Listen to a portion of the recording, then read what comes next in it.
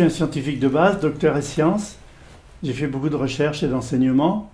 Et puis je suis devenu un communicateur scientifique, écrivain scientifique, vulgarisateur, conférencier et manager d'une société de haute technologie qui conseille des entreprises comment les technologies qui se marient les unes avec les autres créent des nouveaux marchés et des nouveaux services. Il y a toujours eu une relation pour moi entre l'écosystème et moi-même, avec les vagues et avec le ski, les deux sports que je pratique le plus. J'ai fait de la compétition de ski pendant longtemps, j'ai fait 4 fois les championnats du monde de surf.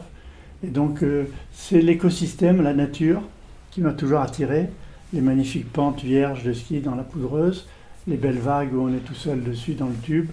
Donc c'est une relation vraiment très profonde entre le sport, l'écosystème et la nature.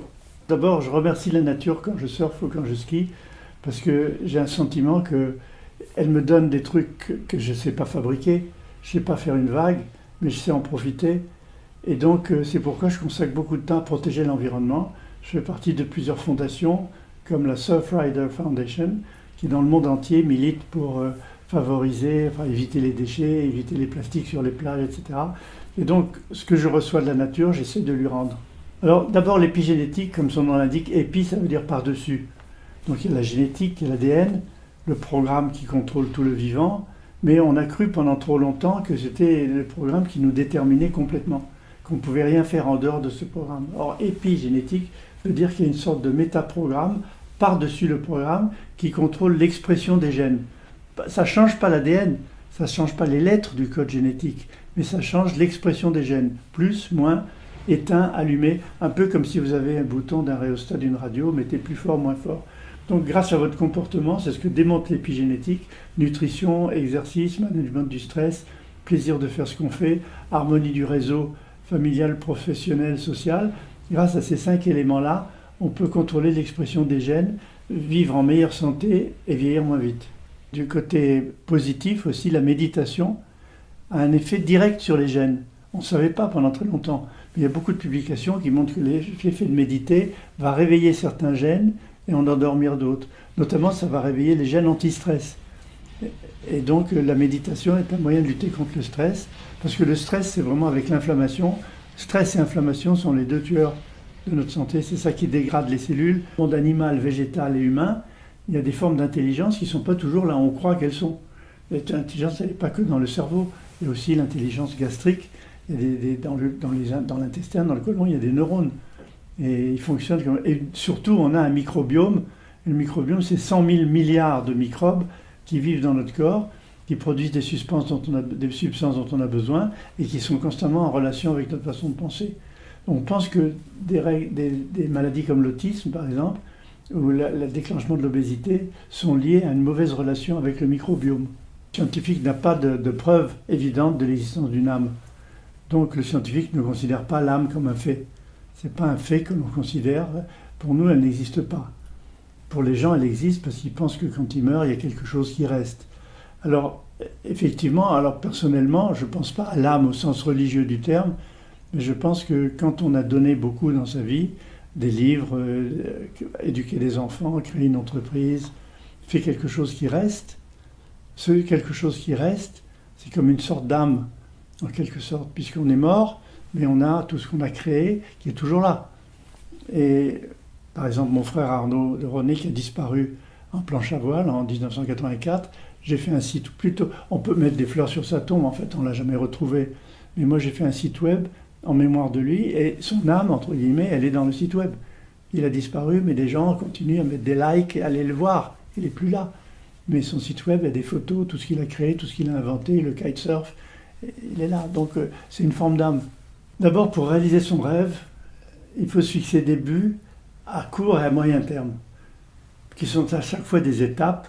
On sait si on est sur la bonne route, qu'on a atteint une première étape pour aller à une seconde. Si on met son rêve avec un but trop loin, on n'est pas satisfait et on n'apprend pas de l'échec. Parce que si on met des petites étapes et qu'on échoue, on peut apprendre des échecs. Donc réaliser son rêve, c'est progressif. Ce n'est pas quelque chose qu'il faut mettre trop loin pour l'atteindre d'un coup, premièrement. Deuxièmement, quand on pense qu'on a réalisé une partie de son rêve, il ne faut pas se sentir arrivé. Il y a des gens dans la vie, on dit il a réussi, il est arrivé, vous avez entendu cette phrase. Mais arrivé où? Réussi quoi? Puisque de toute façon on doit disparaître. Donc on a réussi que si on a créé quelque chose qui reste, ce que j'appelle moi un capital temps. Si on crée un capital temps qui donne du temps aux autres, eh bien on a créé quelque chose et on peut disparaître, c'est une forme d'âme aussi. La plus grande peur des autres, c'est l'incompréhension, la jalousie, la mesquinerie, le petit esprit qui fait que les gens voient les choses sans les partager. Tout vouloir garder pour soi, une forme d'égoïsme et d'égocentrisme qu'on retrouve d'ailleurs sur les réseaux sociaux où les gens veulent poster toujours ce qu'ils sont pour montrer qu'ils sont mieux ou plus que les autres.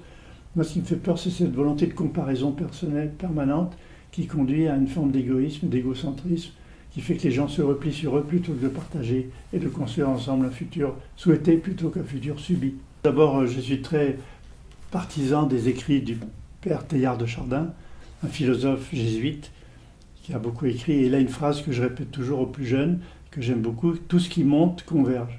C'est-à-dire tout ce qui monte en esprit, tout ce qui essaye d'être plus, pas posséder plus, mais être plus, plutôt que avoir plus, tout ce qui monte en esprit converge, on se rapproche les uns des autres. Donc c'est une belle phrase pour les plus jeunes. Si tu t'élèves en esprit, tu te rapproches des autres. Et puis il y a une autre phrase que Jacques Monod m'a appris, le prix Nobel dont je parlais tout à l'heure. Jacques Monod, il dit: quand tu as une innovation, il y a 3 catégories de personnes qui sont contre toi. Il faut bien le savoir. Il y a ceux qui font la même chose, il y a ceux qui font le contraire, et ceux qui font rien. C'est-à-dire tout le monde.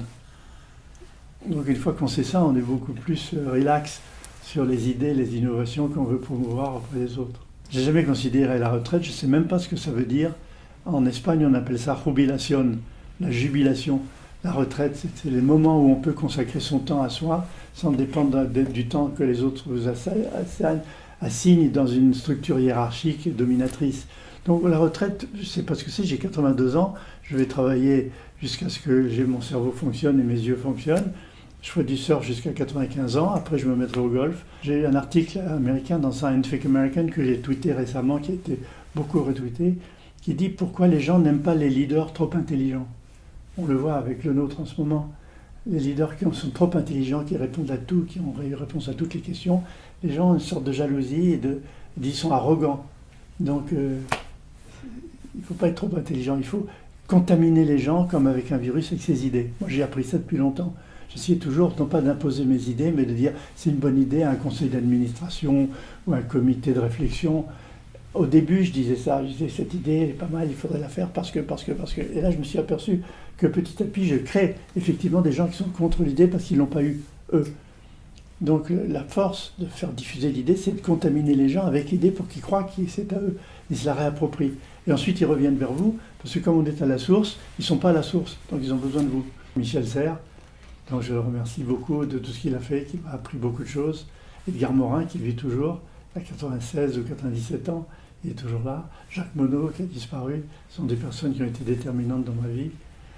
Et puis des gens moins connus, comme Jacques Bessières, qui m'a amené au Macintosh, qui était un pionnier du Mac, dans sa petite société qu'il avait créée, qui s'appelait Connectica.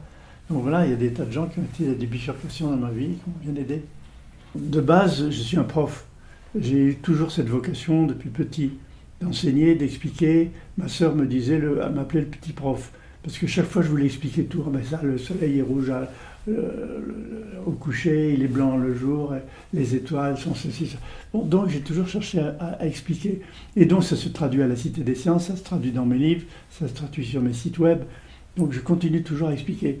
Mon rôle d'aujourd'hui, c'est d'essayer de donner aux gens du sens à la vie. De leur donner du sens, c'est de ne pas avoir peur du futur. D'avoir en fait envie du futur. C'est tout ce que j'essaye de faire à la Cité des Sciences ou dans mes livres ou dans mes sites web. C'est de donner aux gens envie du futur. Leur prouver que le futur peut être construit grâce à eux, par eux et collectivement. Donc c'est ça qui m'anime le plus.